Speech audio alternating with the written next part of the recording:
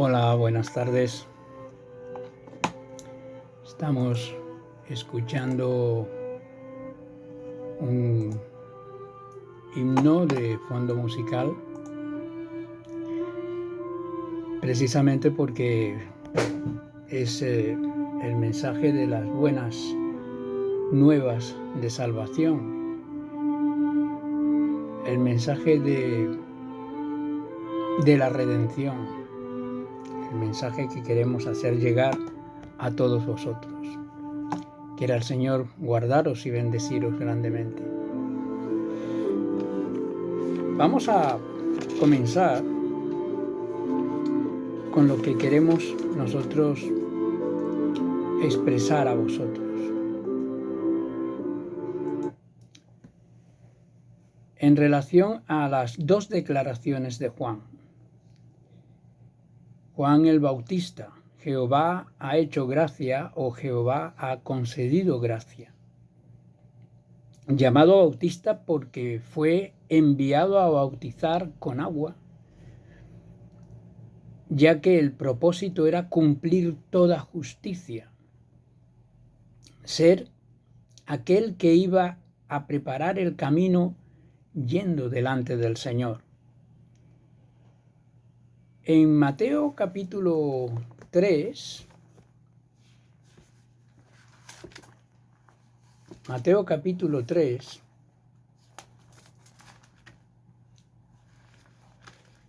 nos dice lo siguiente. Capítulo 3, versículos, vamos a leer el versículo 6, que dice: y eran bautizados por él en el Jordán, confesando sus pecados. Y en el del 14 al 17 dice: mas Juan se le oponía, diciendo: yo necesito ser bautizado por ti, ¿y tú vienes a mí? Pero Jesús le respondió: deja ahora, porque así conviene que cumplamos toda justicia. Lo cual quiere decir que el Señor no se escaquea del cumplimiento de la ley, sino que cumple toda justicia, aún pudiendo pasar sin necesidad de ser bautizado, puesto que Él nació sin pecado. Pero Él quiere cumplir la ley porque Él va a ser nuestro sustituto. Es muy importante que nosotros pues entendamos y comprendamos esto. Dice, entonces le dejó. Y Jesús, después que fue bautizado, subió luego del agua. Y he aquí los cielos le fueron abiertos y vio al Espíritu de Dios que descendía como paloma y venía sobre él. Y hubo una voz de los cielos que decía: este es mi Hijo amado, en quien tengo complacencia. Una vez reconocido Jesús como el Mesías, el que bautiza con Espíritu Santo y fuego, Juan va a hacer dos declaraciones que van a marcar definitivamente su ministerio. Dos declaraciones muy importantes. La primera declaración, o ¿cuáles son? La pregunta sería: ¿cuáles son estas dos declaraciones? La primera es: he aquí el Cordero de Dios. Vaya, hombre, ¿cómo que el Cordero de Dios? Pues vamos a verlo ahora en el Evangelio de Juan, en el capítulo 1, y vamos a leer unos cuantos versículos. Capítulo 1 del 29 al 36. Dice así: el siguiente día vino Juan a Jesús, que venía a él, y dijo: he aquí. Dice: el siguiente día vio Juan a Jesús, que venía a él, y dijo: he aquí el Cordero de Dios, que quita el pecado del mundo. Este es aquel de quien yo decía: después de mí viene un varón, el cual es antes de mí, porque era primero que yo. Y yo no le conocía, mas para que fuese manifestado a Israel. Por esto vine yo bautizando con agua. También dio Juan testimonio diciendo: vi al Espíritu que descendía del cielo como paloma y permaneció sobre él. Y yo no le conocía. Pero el que me envió a bautizar con agua, aquel me dijo: sobre quien veas descender el Espíritu y quien permanece sobre él, ese es quien bautiza con el Espíritu Santo. Y yo le vi y he dado testimonio de que éste es el Hijo de Dios. El siguiente día, otra vez estaban Juan y 2 de sus discípulos, y mirando a Jesús que andaba por allí, dijo: he aquí el Cordero de Dios. Caramba, ¿qué querrá decir Juan con todo esto? El Cordero de Dios. Pues vamos a ir a Isaías. Nuestro amigo Isaías, que siempre tiene una muy buena palabra sobre las profecías del Señor para nosotros. Y dice así, Isaías capítulo 53, versículos 6 y 7, dice: todos nosotros nos descarriamos como ovejas, cada cual se apartó por su camino, mas Jehová cargó en él el pecado de todos nosotros. Angustiado él y afligido, no abrió su boca. Como cordero fue llevado al matadero, y como oveja delante de sus trasquiladores enmudeció y no abrió su boca. He aquí el Cordero de Dios, que quita el pecado del mundo. Esta es la primera gran declaración de Juan, dando a entender quién era aquel que él había bautizado en un momento determinado: el Hijo de Dios, el Mesías, el Cristo, Jesús, el Cristo.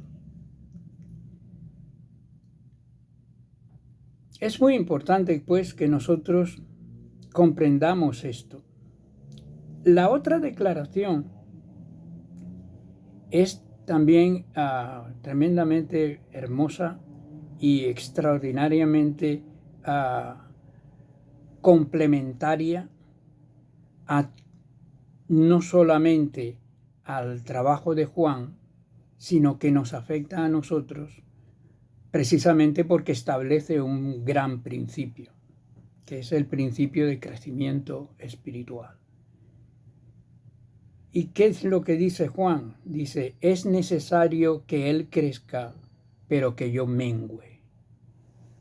En Juan capítulo 3, el Evangelio de Juan capítulo 3, y versículos, versículos del 27 al 30. Dice lo siguiente: respondió Juan y dijo: no puede el hombre recibir nada si no le fuere dado del cielo. Vosotros mismos me sois testigos de que dije: yo no soy el Cristo, sino que soy enviado delante de él. El que tiene la esposa es el esposo, mas el amigo del esposo que está al lado y le oye se goza grandemente de la voz del esposo. Así pues, mi gozo está cumplido.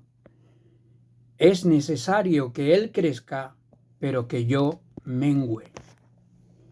Esto tiene un gran significado para nosotros y es establecido por Dios mismo, este principio, en el hecho del nacimiento de Juan el Bautista y del Señor Jesucristo. Vamos a ver algunas cuestiones que os van a hacer pensar y meditar. Yo espero que sí, que os hagan pensar y meditar. En Lucas capítulo 1, vamos a ir a Lucas capítulo 1 y vamos a leer varios versículos. Y vamos a ver una diferencia astronómica científica, ¿vale? En el capítulo 1, versículo 26 de Lucas dice: el sexto mes, el ángel Gabriel fue enviado por Dios a una ciudad de Galilea llamada Nazaret. Esto fue el mensajero a la Virgen María, precisamente para anunciarle el nacimiento de Jesús. Los versículos 35 al 37 dicen lo siguiente: respondiendo el ángel le dijo: el Espíritu Santo vendrá sobre ti, y el poder del Altísimo te cubrirá con su sombra, por lo cual también el santo ser que nacerá será llamado Hijo de Dios. Y he aquí tu parienta Elizabeth, ella también ha concebido hijo en su vientre, en su vejez. Disculpadme. Este es el sexto mes para ella, la que llamaban estéril, porque nada hay imposible para Dios. Entonces María dijo: he aquí la sierva del Señor, hágase conmigo conforme a tu palabra. Y el ángel se fue de su presencia. Bien, y vamos a leer el versículo 56 como colofón, que dice así: y se quedó María con ella como 3 meses, después se volvió a su casa. Vamos a explicar esto un momento. A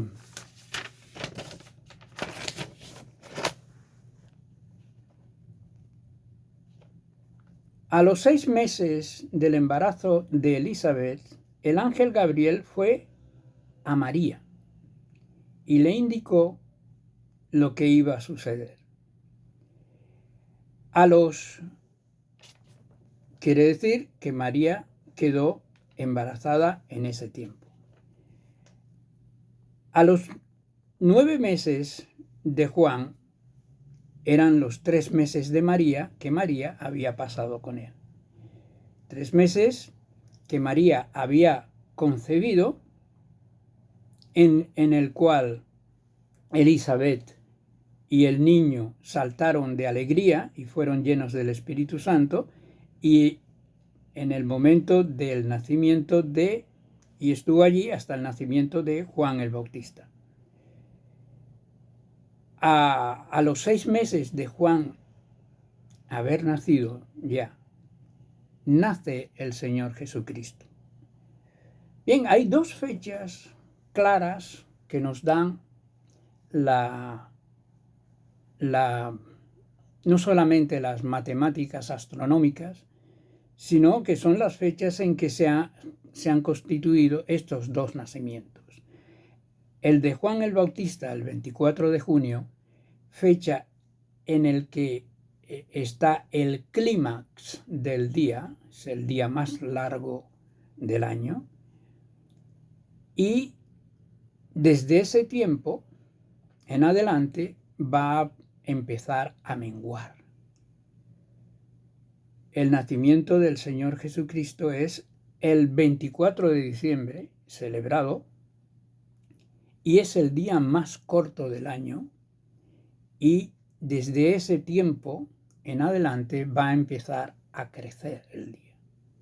Esto es astronomía pura. Esto es astronomía científica. No me estoy inventando nada.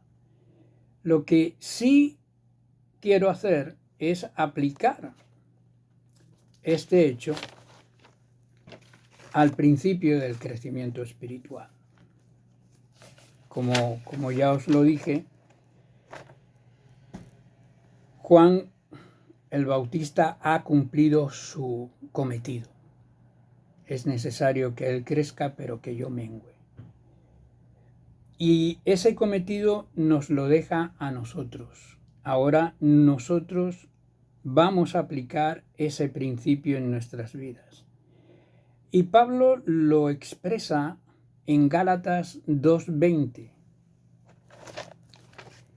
que me sé evidentemente de memoria, pero que lo voy a buscar en la Biblia. para compartirlo con vosotros de una forma más clara y evidente. Gálatas 2:20 nos dice: con Cristo estoy juntamente crucificado, y ya no vivo yo, mas vive Cristo en mí. Y lo que ahora vivo en la carne, lo vivo en la fe del Hijo de Dios, el cual me amó y se entregó a sí mismo por mí.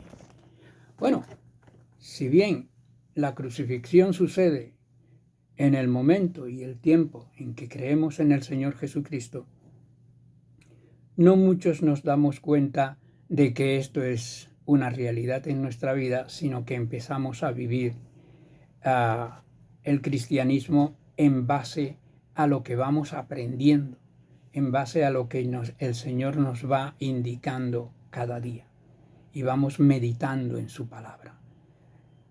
Por lo tanto, no ya yo, mas Cristo en mí. Ese es el principio. Nuestro yo deja de crecer. Yo, oh, qué grande soy yo. Pero no, es Cristo en mí, Cristo en mí, que es lo que los demás tienen que ver, que tienen cómo se expresa ese Cristo en mí, pues en la medida del fruto del Espíritu, en la medida en que tengamos paz, en la medida en que la paciencia es un hecho en nuestras vidas, en la medida en que la benignidad de Dios se muestra en nuestros gestos, en nuestro vivir cotidiano, en la medida en que tengamos templanza, en la medida en que la fe sigue fortaleciéndose en la palabra, en la medida en que el amor de Cristo y el gozo del Espíritu es una realidad en nuestras vidas. Todo lo que significa la justicia de Dios, todo lo que significa la misericordia de Dios, viviendo en nosotros y a través de nosotros. Que el Señor bendiga su palabra y que el Señor os bendiga a vosotros también que escucháis. Gracias.